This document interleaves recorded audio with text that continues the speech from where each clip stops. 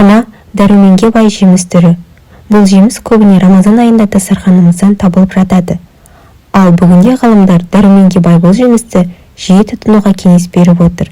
Көптеген халықтарда құрма қасиетті тағам саналады. Бұл жемістің 2-3 данасының өзі ағзаға өте пайдалы. Күніне 3 құрма жеп қана ағзаны қажетті микроэлементтермен қамтамасыз етуге болады.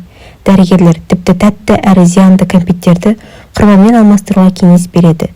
Ал ғалымдар құрманы 2-3 жыл аштықта талғажау етуге болатынын дәлелдеп отыр. Бұл жемістің осы және өзге де пайдасы туралы айта кеткенді жөн көріп отырмыз.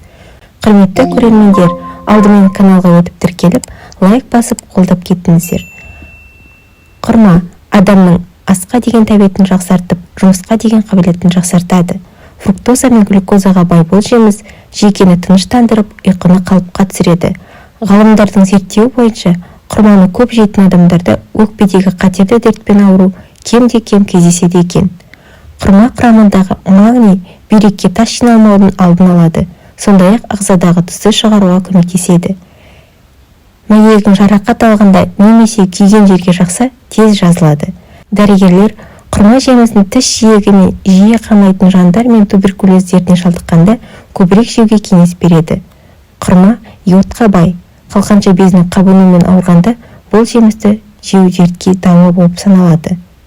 Қаныңыз аз болса, бұл жемістің өзінен немесе жапырағынан шай жасап ішуіңізге болады. Құрма құрамындағы моносахарид жүрек бұлшықеттеріне пайдалы. Құрма құрамындағы А және С дәрумені иммунитетті көтеріп, суықтаудың алдын алады. Осы ақпаратты жақындарыңызбен және достарыңызбен бөлісе отырып, лайк басып, комментарий қалдырып кетіңіз.